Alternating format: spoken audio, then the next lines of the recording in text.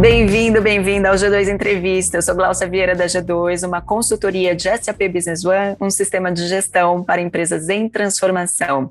Hoje vamos falar da sua imagem profissional, que é a melhor ferramenta de marketing que um profissional pode ter. Líderes são exemplos e você é um walking logo para a sua carreira e para o seu negócio.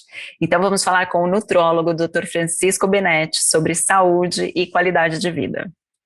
Francisco, obrigada por aceitar nosso convite, super bem-vindo. Quero começar falando um pouco sobre você. Primeiro que muito novo, você conquistou essa posição de autoridade no assunto que a gente vai comentar hoje. Médico geralmente não se vê nessa posição, mas você é um empresário de sucesso, tem estratégia no que faz, médico não pode fazer propaganda, mas você se sai muito bem no testemunhal, no trabalho que faz em mídia social, atende um número grande aí de celebridades e sem dúvida merece esse sucesso que é a sua carreira.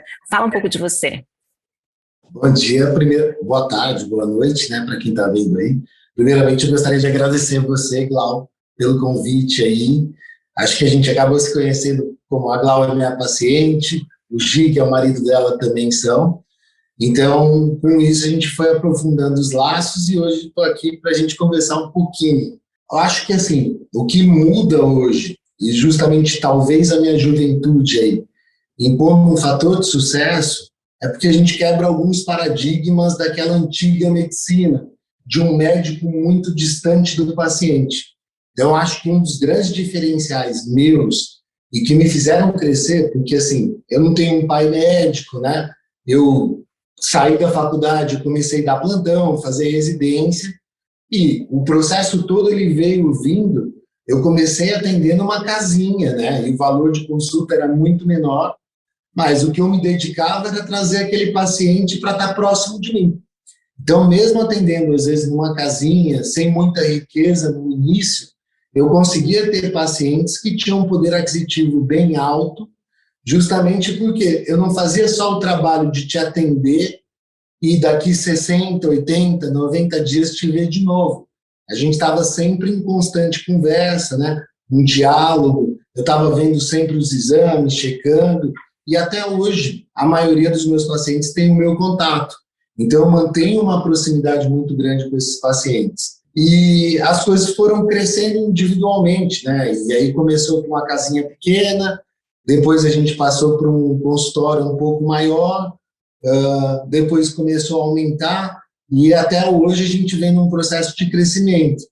E essa questão tua é muito legal, porque eu acho que é o que falta para o brasileiro hoje, mesmo nas escolas, e principalmente na escola de medicina, devia-se ter um curso, tá, de educação financeira, porque o médico ele sai da faculdade, e diferente de algumas outras profissões, você começa a dar plantão. E quando você dá um plantão pode ser muito bem remunerado. Então você pode ter um jovem aí que acabou de sair da faculdade, ganhando 20 mil reais por mês e se endividando, né? E é esse cara, você vai ver aí, tem diversos médicos com 70, 80 anos, dando plantão até o fim da vida. Eu dei uma sorte, porque nessa transição eu comecei a fazer meu consultório, e aí eu fui desmamando aos poucos, porque quando você começa a ganhar dinheiro, é difícil você pensar, será que aquele consultório vai render ou não? Eu acho que como qualquer profissão, né? Eu tenho muitos pacientes aqui que são consultores financeiros, e trabalhavam para um banco, e eles sempre tiveram aquele medo, será que eu posso sair do banco? E a hora que eles saem, eles têm um boom na carreira, e falam assim, por que será que eu não saí muito antes nesse processo? Então foi difícil também aprender isso, mas com o tempo você vai, né, administrando, vendo que o seu tempo vale mais. É difícil também para a nossa criação brasileira entender que a gente pode ganhar dinheiro, né? Parece que é muito criado naquela coisa, nossa, o cara que ganha dinheiro, ele é ladrão, né? Então, se cria uma identidade falsa nesse sentido, e depois, com o tempo, você vai entendendo como funcionam as coisas. Mas eu acho que, como qualquer profissão, o grande ponto é o hard working, né? Então, assim, eu vou sair daqui e eu vou ter uma série de WhatsApp para responder, o trabalho termina, mas você acaba levando ele para casa, né? Que bacana, a gente, tá vendo, agora eu fiquei até sem graça, eu sento aí nesse consultório e só reclamo da minha gordura, dessa bioimpedância desgramada que eu tenho que fazer toda vez que eu vou aí, eu nunca gosto, eu sempre reclamo, né, porque eu quero a coisa fácil, né, e nunca ouvi essa história, adorei, que bom você compartilhar aqui com a gente. Agora me Mas, fala. por favor, vocês continuem querendo, tá, perder essa gordura, porque eu acho que é esse o meu sucesso, tá? Então, pode vir aqui, pode reclamar. Esse outro lado eu levo numa boa. Depois a gente coloca aqui, eu vou pedir para a produção colocar, porque o Beto liberou, falou que pode colocar o resultado da bioimpedância dele, que ele tá voando, né? Tá incrível, tá ótimo o resultado dele. Eu falei, então tá, o seu a gente vai colocar aqui para o pessoal ver que é verdade. E na verdade Mas a gente tá. Também, mano. A gente está naquele ponto, né, de, não, é mais aqui, mais para a esquerda, mais para a direita, né, graças a Deus a gente chegou nesse ponto. Agora, Francisco, conta aí para o pessoal, que muita gente não sabe, o que faz, qual é a função do nutrólogo? Então, assim, é uma das grandes perguntas que todos me fazem sempre, qual a diferença do nutrólogo e do nutricionista. Então, assim, o nutrólogo, ele tem uma formação médica e ele vai trabalhar, sim, com esse lado de alimentação.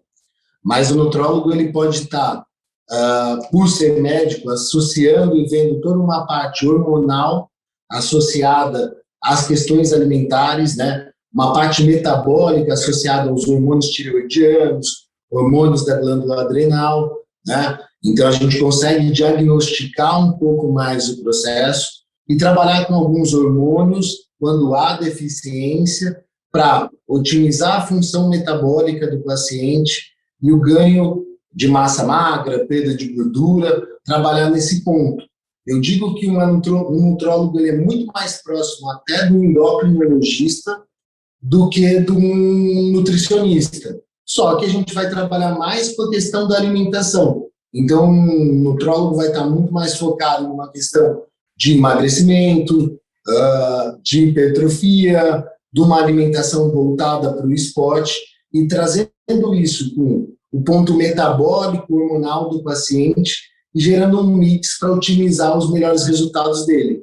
Não, exatamente, assim, o meu ponto de virada, eu vou ficar aqui dando testemunho, né, porque tem que dar exemplo para o pessoal entender, mas o meu ponto de virada foi quando eu te encontrei. Eu treinava, era um esforço gigantesco, mas eu tinha resultado, né, foi meu personal que me passou seu contato, o Fábio, eu brinco que ele é meu carrasco, mas foi outro profissional que transformou meu corpo, e aí o Fábio me indicou você, e aí eu falava assim, Fábio, por que você não me deu o contato do Francisco antes? E xingava ele, porque foi uma virada muito grande em pouquíssimo tempo, porque realmente você ajustou o meu organismo e eu consegui resultado, né? Eu acho assim, que a parte da nutrologia hoje, ela tem ficado bem em exposição, porque nós vamos viver mais que nossos pais, nossos filhos provavelmente vão viver mais do que a gente. Então, a gente tem que começar a olhar mais numa visão mais dinâmica da tua saúde. É aquela coisa de como eu vou envelhecer. Bom, se eu vou viver 90 anos, será que eu quero, depois dos 70, ficar numa cadeira de roda e dependendo de alguém? Ou será que eu quero ter vitalidade até o final da minha vida? E aí eu acho que é nesse sentido que a nutrologia como um todo, ela vem crescendo muito, né? E se você vê a grande pandemia de todos os tempos, não é o coronavírus, ele se chama obesidade. E ele está batendo na porta aí do mundo há mais de 30, 40 anos, 50, e ninguém faz lockdown de McDonald's, né? Total de acordo, né? Agora, falando um pouco mais próximo aqui com o nosso público, me diz aí, você tem uma ideia do percentual de executivos e empresários entre os seus pacientes ativos? Que número é esse, mais ou menos, aí, do público que você atende? E quais são as características e os objetivos mais comuns desses pacientes que te procuram? Olha, acho que assim, hoje, em grande suma, a gente deve ter aí por volta de 60%, 70% de um público de alto executivo, que trabalha no mercado financeiro, né, indústria farmacêutica, então a gente tem de todos os lados, né, mas é uma turma que tem que está mais ou menos nessa faixa de alto executivo, que tem um cargo bom. Hoje, a gente tem uma procura que ela é mais ou menos equilibrada.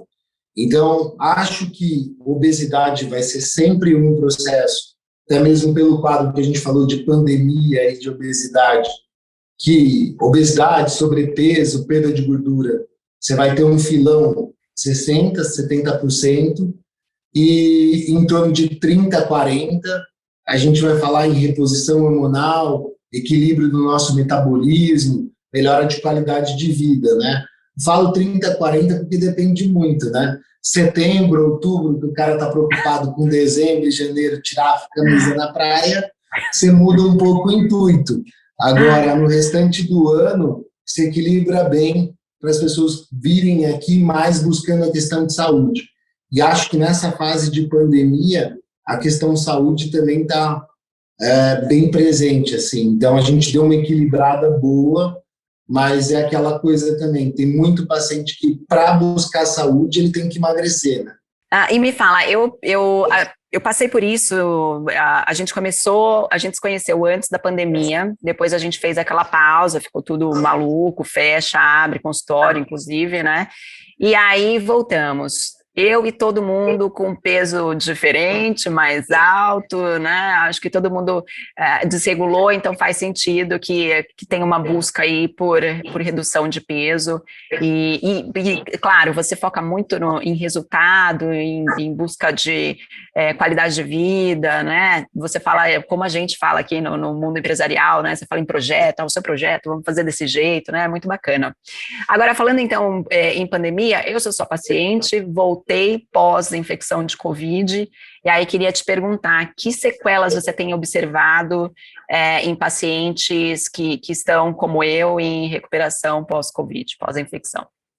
Olha, a gente vê bastante paciente, assim, com um tempo de demora, assim, para recuperar paladar e olfato, tá?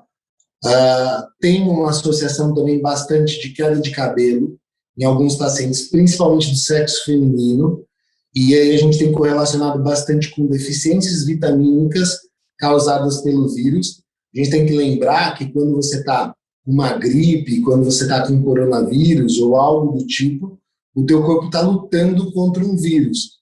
E ali você vai estar mobilizando o seu sistema de defesa, você vai estar usando mais micronutrientes do teu corpo para estar fazendo aquele combate. E se essa briga for se arrastando mais componentes você vai tendo. Então, a gente vê uma deficiência vitamínica muito grande associado, o que leva, muitas vezes, junto com a deficiência vitamínica, a uma perda de memória, uma deficiência de cognição. Então, o paciente fica com aquela coisa de tipo, como é que aquela palavra, e ele perde um pouco a fala.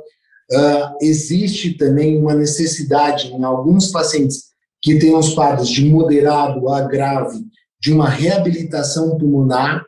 Eu acho que a Glau sofre um pouco isso, que hoje ela vai correr com o Gilberto, e o Gilberto passa o trator nela, e ela fica mais cansada. Então, esse também é um ponto, os pacientes se cansam mais fácil depois do Covid, mas também, no caso da Glau, você tem um ponto interessante. A Glau pegou na casa dela, não sei em que lugar ela pegou, mas o Gilberto teve o tempo todo com ela, os filhos tiveram, e ninguém em casa pegou. Então, isso eu também deixo muito claro da importância de você cuidar do seu sistema imune. Então, por exemplo, o que na minha cabeça, assim, uma das coisas que pioraram o Covid nessa fase foi a reabertura um pouco dos bares, das casas noturnas, que o consumo de álcool dá uma diminuída na tua resistência e joga lá para baixo. Então, eu tenho um exemplo de pacientes meus que foram para Trancoso no fim do ano, no Réveillon, e ficaram numa casa com 30 pessoas, e os 30 voltaram com o Covid, e todos muito jovens. Então, se você pensar, ali se propagou muito rápido, e eu acho que bebida alcoólica, o burnout do serviço, o estresse muito alto, eles impactam nas pessoas. E uma coisa que a gente tem visto muito nessa pandemia é crises de ansiedade, né? Então, você liga a TV, são notícias muito carregadas o tempo todo, você era uma pessoa extremamente ativa que saía de casa e fica parado ali naquela região. Então, tudo isso deixa a tua cabeça um pouco mais confusa e você fica mais ansioso. E quem tem filhos também está passando pela fase de a criança ficar o dia inteiro em casa, os pais tendo que trabalhar, ver a escola, ajudar no processo da escola, e você acaba perdendo também um pouco daquele tempo que você tinha para si. Então, tudo isso num fator, ele mexeu muito com as pessoas. Isso pode ter a ver também com uma queda de imunidade. Porque, por exemplo, num estresse mais alto, eu libero o cortisol. E o cortisol, se eu der hidrocortisona com o paciente, eu acabo com o sistema imune dele. Se eu deixar o teu cortisol lá na beira, ou ele muito baixo, a tua imunidade também diminui. Então, tudo isso são fatores que vêm contribuindo aí também, talvez, para o alastramento do COVID, mas, de fato, muitos pacientes demoram um pouco para retomar a sua rotina depois do COVID. E é legal quando você, depois que você o tem, fazer um exame bem completo com todas as vitaminas do corpo, dosar vitamina B12, vitamina D de dado, zinco, cobre, magnésio, selênio, tirosina, porque são coisas que o teu corpo, num combate, vai acabar gastando, e isso ele vai precisar para uma recuperação. E se você não tem mais desses micronutrientes, acaba ficando mais difícil recuperar. Uma pausa rápida. Se você é novo por aqui, está nos vendo no YouTube, já se inscreva no canal, ativa o sininho para não perder os próximos programas. Se está nos ouvindo pelo Spotify, siga nosso podcast, procure por G2 Entrevista.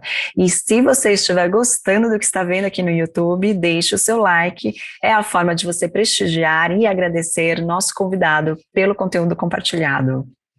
O meu olfato voltou 90%, paladar, mas assim, eu tô com esse desafio aqui de fazer o programa e às vezes eu vejo e falo, meu Deus, que vocabulário pobre, Glaucia, o que tá acontecendo com você? Mas eu não lembro as palavras, todas as palavras. Eu não me arrisco, eu vou falando o beabá ali para eu não ter que ficar voltando muito aqui a gravação, mas realmente eu sinto tudo isso. Não reclamo nada, né, Francisco? A gente acabou de fazer o meu check-up geral e assim, você vai ajustar, minhas fórmulas estão chegando aí. Eu vou ter esse ajuste no meu organismo, estou super bem, mas é isso, eu e o Beto, a gente saía para correr juntos, fazer 10 quilômetros, hoje eu dou tchau, ele sai na minha frente, eu falo, te encontro lá na pracinha, na água de coco, tá bom, amor? Vai com Deus. E aí eu faço 5, 6 quilômetros, encontro ele lá e ele fez 10 no mesmo tempo, né? Então eu tenho que ter essa paciência de recuperação e vou chegar lá, vai dar certo. Me diga uma coisa, agora vamos falar de umas coisas mais bacanas aqui, né? O que você traria pra gente aí de últimas tendências quando o assunto são os hormônios, por exemplo? Olha, o que assim, nem é tanto últimas tendências, mas hoje a gente já tem uma reposição hormonal muito menos cancerígena do que aquela que chegou. Então, eu acho assim, a base do preconceito que se tem com reposição hormonal vem muito da década de 70, da década de 80, quando começaram a trazer para o mercado as primeiras linhas de reposição hormonal. E eles eram hormônios sintéticos. E qual que é o problema de você ter hormônios sintéticos muito diferentes do teu corpo? Ele tem que passar pelo teu fígado tem que digerir aquilo e ele tem que fazer a leitura do que é aquele hormônio. Só que é um pouco mais complexo que isso. Porque, por exemplo, a mulher, durante a idade jovem dela, ela teve estradiol. E o estradiol nunca fez a mama da mulher, por exemplo, ter câncer. O câncer de mama é uma doença da menopausa. Então, ele não é causado pelo estradiol. Mas quando eu te dou um hormônio sintético, ele pode virar estradiol, mas ele pode virar estrona. E a estrona é um componente que causa câncer de mama. Então, o que hoje nós temos como médico? Nós temos um hormônio que é o estradiol, similar àquele que a mulher tem. Então, hoje ficou muito mais seguro se fazer reposição hormonal e já existem debates, por exemplo, na cadeia científica da endocrinologia, da ginecologia, sobre, assim, será que se eu der reposição hormonal com estradiol para uma mulher, eu não estou prevenindo o câncer de mama? Será que se eu der testosterona para um homem, eu não estou prevenindo o câncer de próstata? Como é que é a próstata de um homem com 20 anos? É desse tamanho. Como é que é com 50? É desse, 60. Então, ela tem uma tendência a crescer. É a testosterona que causa isso? Mas espera aí, com 20 anos o homem tem um pico de testosterona e a próstata é pequena. Então, a gente foi passando barreiras sobre isso e hoje a gente tem os hormônios que eles são tanto da indústria farmacêutica quanto manipulados, biosimilares, ou seja, eles têm mais ou menos a mesma composição química daquele que tem o teu corpo. Então, quando ele entra no teu corpo, o teu corpo fala, isso aqui é testosterona, eu conheço. Ele não precisa transformar aquilo em dihidrotestosterona que aumenta a tua próstata. Quando a mulher toma estradiol, o corpo dela lê e fala, isso aqui é estradiol a gente conhece. Então, ele não vai dar uma propensão maior para talvez um câncer de mama, né? Então, hoje, isso é muito mais seguro do que lá atrás. Só que aquele erro que foi causado lá atrás gera uma série de inseguranças até hoje em dia. E, lógico, existem pessoas que não têm indicação de fazer reposição. Não é, obviamente, para todos, mas a grande maioria vai poder. E eu acredito que com a tecnologia que a gente tem hoje, em alguns anos, todos vão envelhecer fazendo reposição hormonal com segurança. Isso vai ser um prospecto da medicina, ele vai evoluindo, mas, de fato, hoje já é muito mais seguro do que há tempos atrás. O que a gente tem que entender também é dosagem, né? Se o hormônio também ficar numa dose muito alta, essa reposição ela passa a ser um tratamento estético, mas que lá na frente ele pode te causar alguns tipos de problema. Então, a dosagem também é importante. É importante você ter alguém que saiba lidar com essas questões, né? Tá sempre acompanhando com exames de sangue, ver como é que o teu corpo está respondendo, os outros parâmetros, né? Para a gente fazer isso com saúde. Mas, por exemplo, vou dar um exemplo. A mulher hoje, ela tem menos riscos cardiovasculares do que o homem. Por que a mulher tem menos riscos cardiovasculares que o homem? Porque ela tem estradiol. Estradiol é o hormônio sexual feminino. Quando a mulher ela entra na menopausa e esse estradiol diminui, a incidência de infarto, doenças cardiovasculares, começa a aumentar, se equiparando a de um homem. Então, muito para a mulher, na sua fase jovem, por algum período, os hormônios acabam sendo protetores para ela. E, se ela fizer uma reposição bem feita, eles continuarão sendo. Mas acho que isso tudo tem que ser muito avaliado com exames, com características clínicas, dar uma olhada nos antecedentes familiares dessa mulher, desse homem, mas hoje a gente tem um grau de segurança muito maior do que se tinha lá atrás. E eu não sei, assim, num futuro, por exemplo, os estudos dizem que em 2030 a maioria da população vai se tornar centenária. Eu não acredito, tá? E aí a gente está falando com empresários que vocês vão conseguir se aposentar com 70 anos, sendo que vocês vão viver até os 100. Nós vamos ter uma crise previdenciária muito grande. Então, cada vez mais, nós também vamos trabalhar mais. E, para isso, ninguém vai conseguir trabalhar com 70 anos caduco. Então, as questões hormonais, elas vão estar muito mais evidentes nessa nossa idade, nessa nossa turma aqui, do que foram para a turma mais velha. E a tendência é que nossos filhos, então, lidem com isso cada vez mais jovens. As jovens não, mas que eles tenham uma segurança maior. E eu não sei se daqui 40, 50 anos as pessoas em si, acredito que quase todos irão fazer, porque também se tornará algo mais barato, né? Hoje, de fato, não é muito barato fazer reposição hormonal. Eu posso te dar uma receita, você ir na farmácia e comprar um hormônio X e isso ser mais barato do que você, de repente, manipular, mas é aquilo que a gente está falando, ele não é biosimilar ao teu corpo, ele não vai te trazer um benefício do jeito que outros o trariam, né? E a gente tem que lembrar que, por exemplo, se eu te dou testosterona, eu tenho também que cuidar para que essa testosterona não vire um hormônio sexual feminino, uma dihidrotestosterona, e isso acaba impactando, por exemplo, num câncer de próstata. Então, você tem que estar bem acompanhado nas escolhas que você faz. Não, com certeza. Eu sou conhecida aqui no laboratório do bairro. Quando eu chego lá, eu falo, aquela moça que vem tirar uns 30 tubos de sangue. E realmente elas me reconhecem. E toda vez que eu mostro, olha, você está preparada? É bastante tubo. E eu falo, não, gente, eu estou acostumado, fica tranquilo. Você tem aveia boa? Eu falo, não, eu faço musculação. Aí quando eu mostro a aveia, elas ficam felizes. Ai, que bom, sua aveia é boa. E rapidinho eu tiro e fica tudo certo. E aí eu passo meia hora com você, né, lendo todo o resultado. Mas é muito bacana, né? Eu me sinto super segura de tudo que a gente decide juntos aí sobre o meu projeto. E aí, para a gente fechar aqui, e que depois eu quero que você deixe aí as informações, que todo mundo vai ficar curioso de te conhecer e conhecer a clínica. Que últimas novidades que você gostaria de destacar, que você gosta, que você tem adotado com os pacientes? Um tratamento, uma dieta, um suplemento, uma indicação de treino? Isso daí, Glauco, ele vai variar muito de pessoa para pessoa, né? Porque você vai ter um tratamento totalmente diferente de uma pessoa que ela precisa, num caso, perder 15, 20 quilos. Então, hoje eu acho, assim, que a medicina está muito envolta assim, hoje você tem diversas opções terapêuticas para uma série de comorbidades.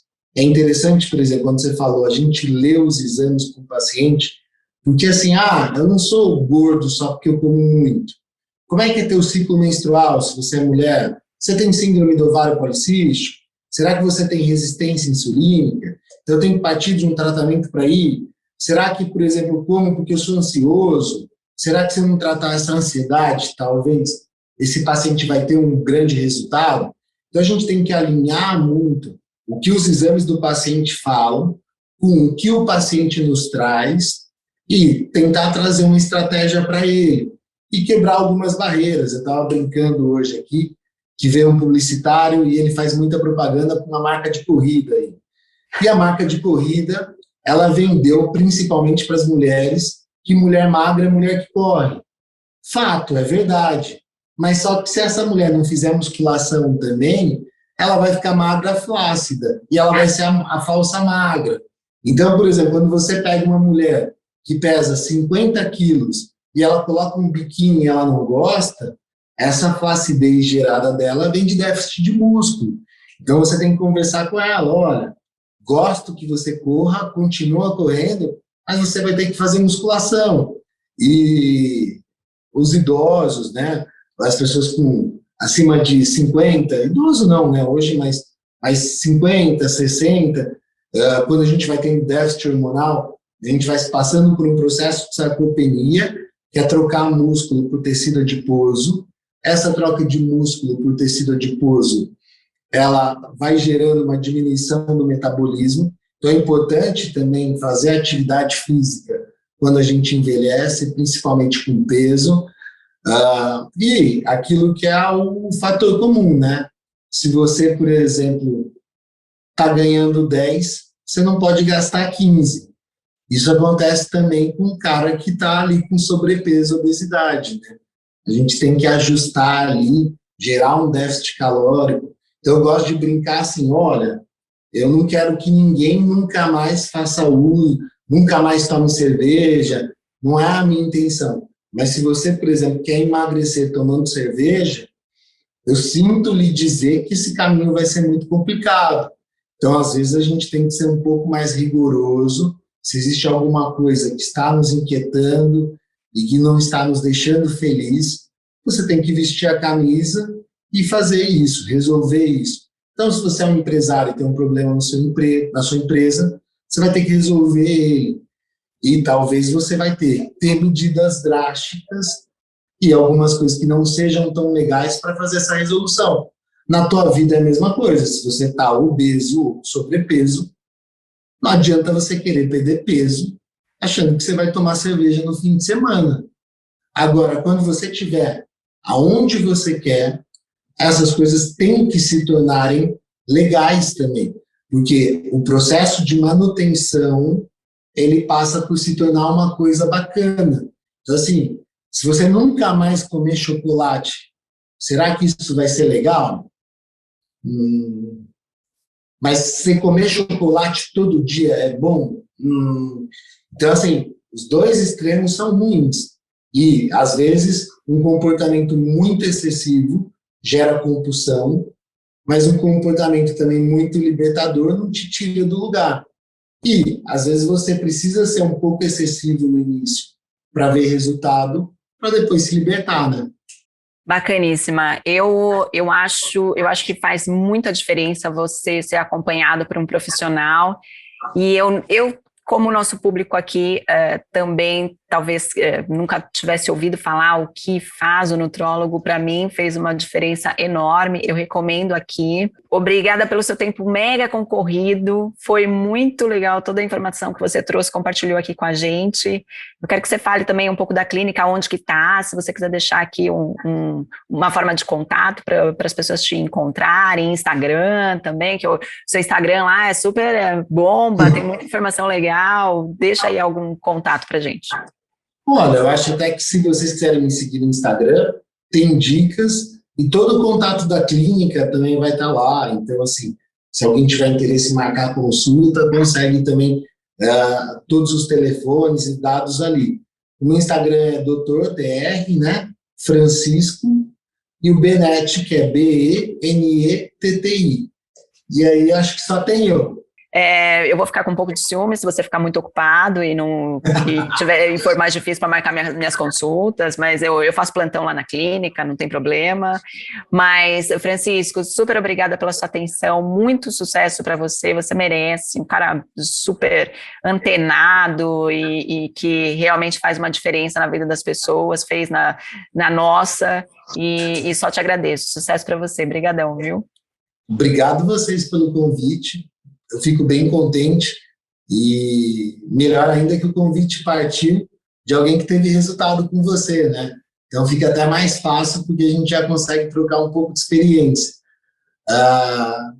Quero mandar um abraço aí para todos que estão vendo, um abraço para o Gi também aí, que está aí, nosso corredor que coloca aí um pace de 4,50, 5. Tá voando. E a Gláucia volta lá já, viu?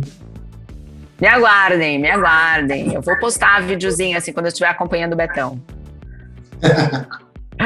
Obrigadão, Francisco. Um beijo. Imagina, obrigado a vocês, viu?